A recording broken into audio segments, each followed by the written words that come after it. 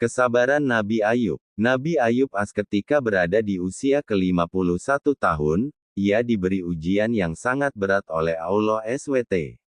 Nabi Ayub terkena penyakit kulit yang menyebabkan keluarnya nanah dari kulitnya, dari kepalanya, kakinya, hingga rambutnya pun rontok. Pada saat itu tersiar kabar bahwa penyakit yang ia derita merupakan penyakit yang menular. Berita tersebut telah meluas ke seluruh penjuru negeri. Pada hari pertama sang nabi masih tinggal bersama dengan istri-istri dan anak-anaknya. Hari kedua, saat ia dan keluarganya sedang makan, tiba-tiba atap rumah roboh dan menimpa semua anak Nabi Ayub hingga semuanya meninggal. Hari ketiga, Allah SWT mendatangkan badai dan hama sehingga habislah semua binatang ternak dan juga kebunnya. Dalam waktu yang singkat, Allah langsung mengubah kehidupan sang Nabi Ayub.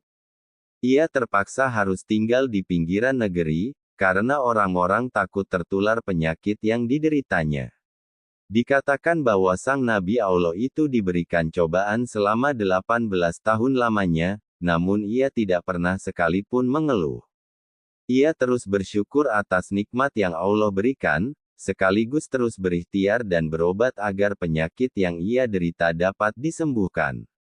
Di pinggiran negeri tersebut, Nabi Ayub hanya tinggal berdua bersama sang istri. Istri Nabi Ayub merupakan contoh istri yang baik, bahkan ketika suaminya bangkrut dan menderita sakit, ia masih setia menemaninya bahkan harus mencari nafkah untuknya.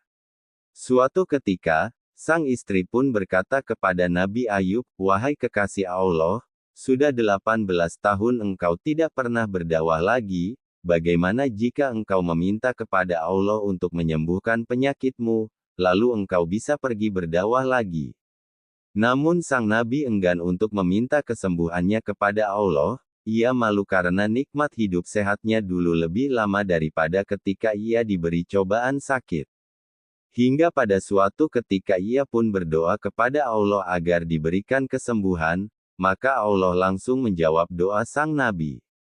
"Hentakanlah kakimu, inilah air yang sejuk untuk mandi dan untuk minum."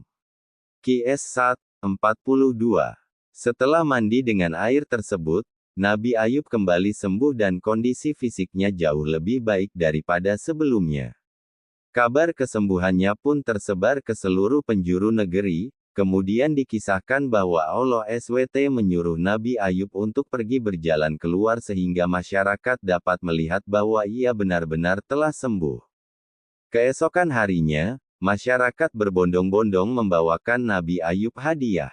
Banyaknya hadiah yang diterima oleh Nabi Ayub sangat teramat banyak, bahkan dikatakan bahwa saat itu kekayaan Nabi Ayub jauh lebih banyak dibandingkan 20 tahun lalu.